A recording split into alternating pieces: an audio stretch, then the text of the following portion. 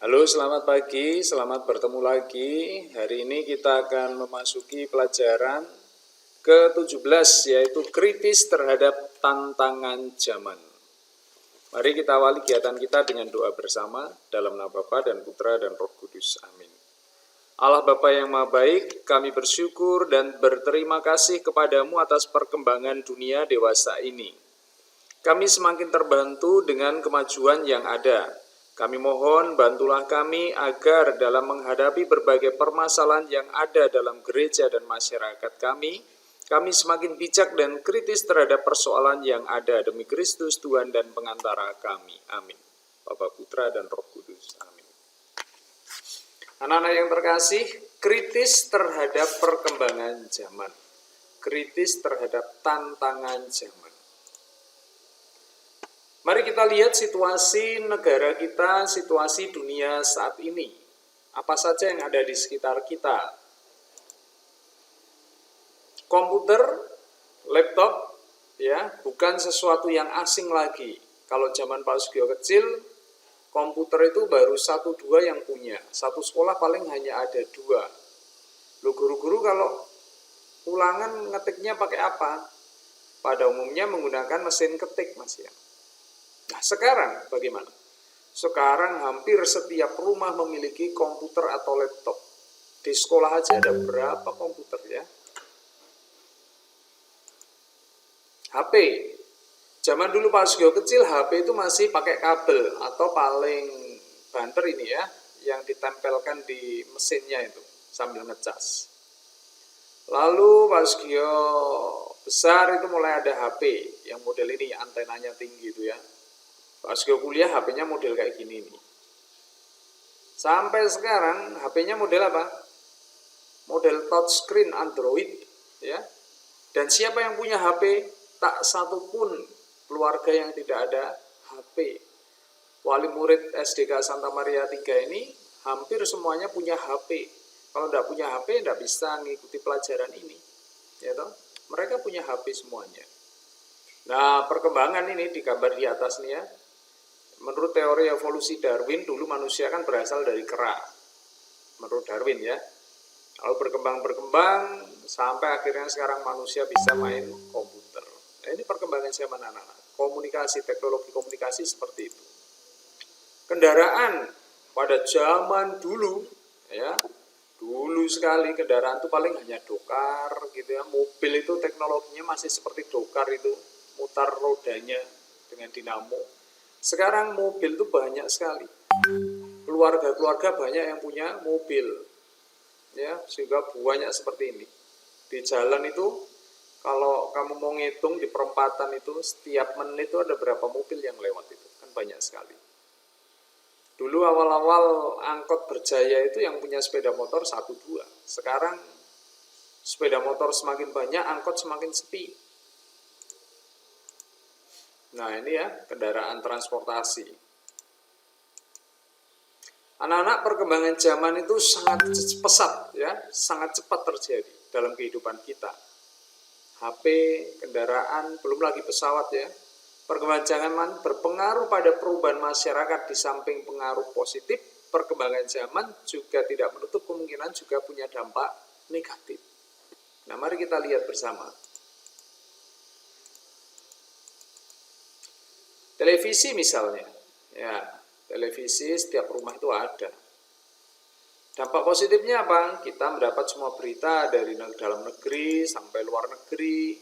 Kita dapat mengetahui berita update tentang apapun, tentang bencana, tentang prestasi.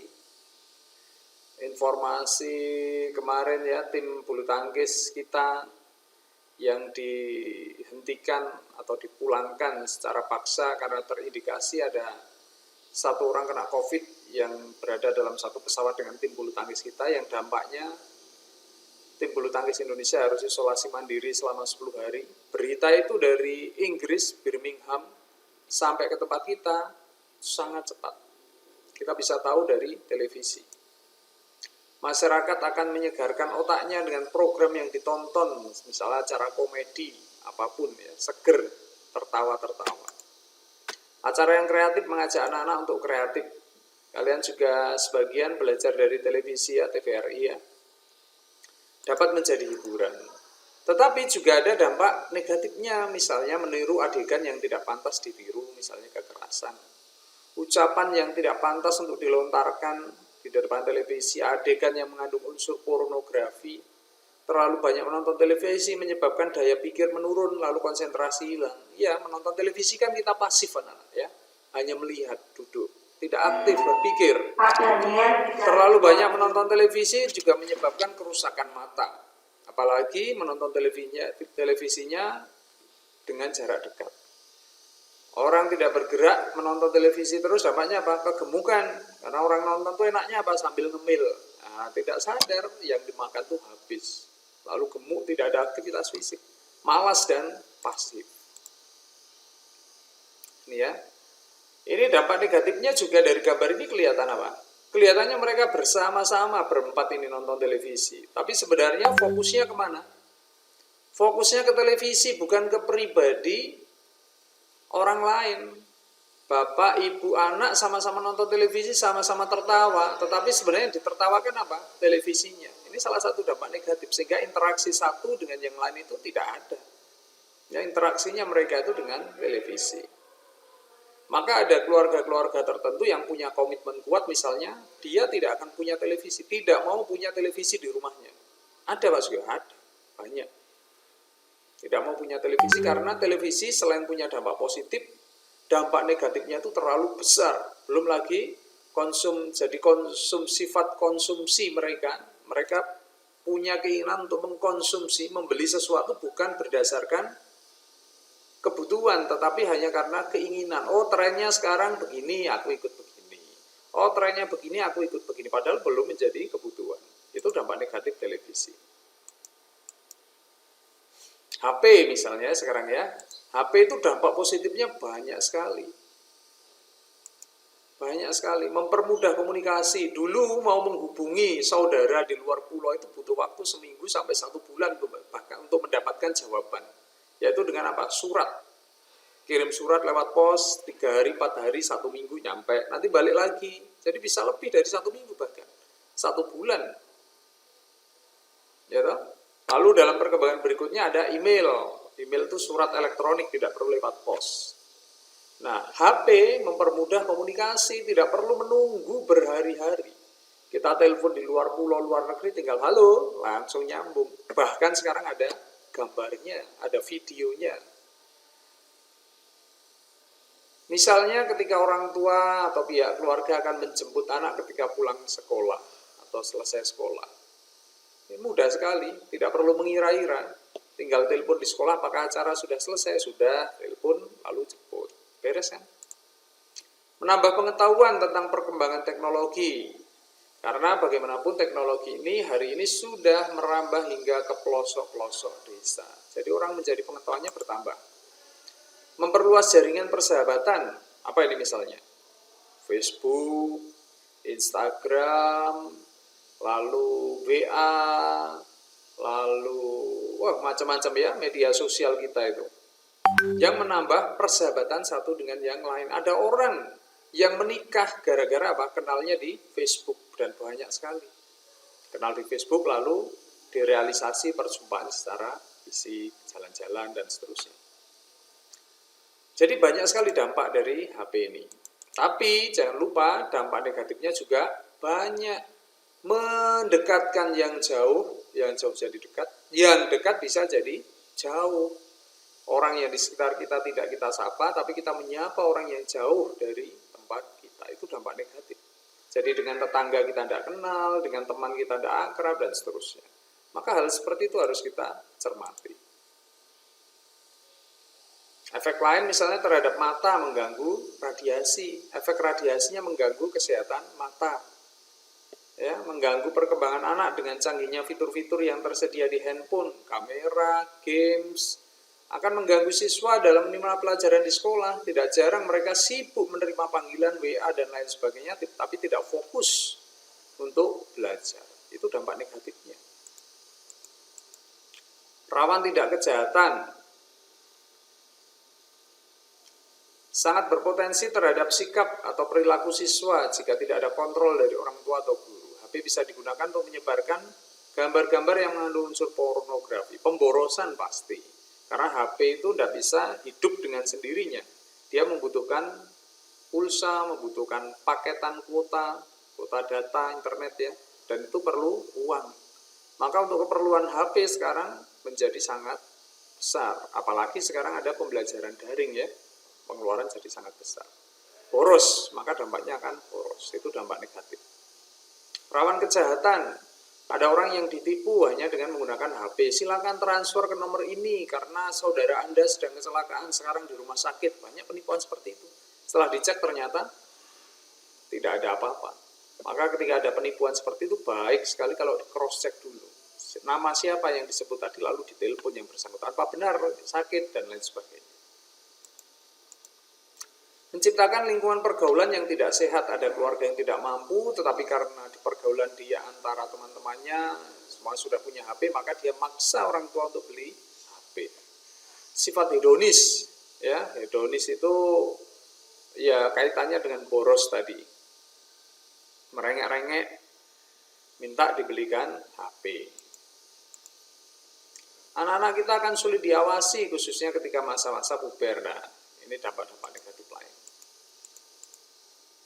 Game sekarang ya, games, siapa yang tidak kenal games ya, semuanya paling ya pernah nge-game, kecuali Pak Sugio tidak pernah nge-game ini. Membuat dampak positifnya, membuat kita belajar mengambil keputusan dengan cepat. Dapat mengurangi rasa sakit ya, kalau pas sakit itu nge-game itu lupa rasa sakitnya. Mengurangi stres nge-game aja wis, stresnya hilang. Mendapat teman baru, membuat lebih pintar bahasa Inggris.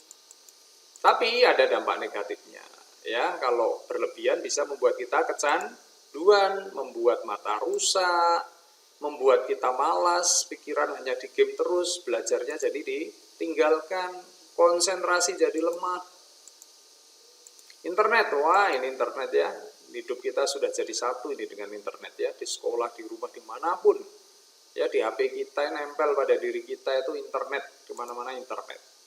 Dampak positifnya banyak sekali, media komunikasi, ngirim data, informasi, ya menambah teman, ya tentang informasi kita peroleh banyak sekali di internet itu ya. Transaksi bisnis, kalau butuh uang tidak perlu lagi ke mana namanya ATM, tinggal transfer dari internet banking kita, mudah sekali. Kita belanja tidak perlu ke toko, tinggal klik, buka Shopee, Tokopedia, Bukalapak, Blibli, mau beli tiket pesawat tinggal klik, Traveloka, ya, dan lain sebagainya, itu internet. Tapi jangan lupa dampak negatifnya juga ada yang positif, ada yang negatif. Gambar yang positif sampai gambar yang negatif, video yang positif sampai video yang negatif, itu dampak negatifnya. Kalau kita tidak hati-hati, ada kekerasan di sana, ya bisa kita cari, kita lihat dengan mudah juga. Penipuan juga gampang. Jadi ada perjudian, kejahatan. Nah, itulah situasi zaman kita sekarang. Di Injil dikatakan bahwa pergilah sesungguhnya aku mengutus kamu seperti serigala ke tengah, seperti anak domba ke tengah serigala. Itulah konteks kita, tetapi kita semua sebagai pengikut Yesus, dampak dari baptisan yang kita terima, kita punya tugas untuk mewartakan Yesus di tengah situasi itu. Nah, kita diutus seperti domba ke tengah-tengah serigala. Dalam 2 Korintus bab 4 ayat 5 juga dikatakan, bukan diri kami yang kami beritakan, tetapi Yesus Kristus sebagai Tuhan dan diri kami sebagai hamba. Karena itu adalah kehendak Kristus. Anak-anak silakan baca dari Matius bab 5 ayat 33 sampai 37. Kamu baca secara pribadi. Di buku paket itu halaman 200, ya, halaman 200. Silakan videonya di-pause dulu. Persoalan apa yang mendasari teks kitab suci? Matius 5, 33, 37, sehingga Yesus menegaskan, hendaklah kamu katakan jika ya, hendaklah kamu katakan ya, jika tidak, hendaklah kamu katakan tidak. apa yang lebih itu dari si jahat. Nah, kamu juga bisa membaca Matius 20 ayat 1 sampai 16 tentang perumpamaan orang-orang upahan di kebun anggur. Perumpamaan orang-orang upahan di kebun anggur. Videonya boleh di-pause dulu.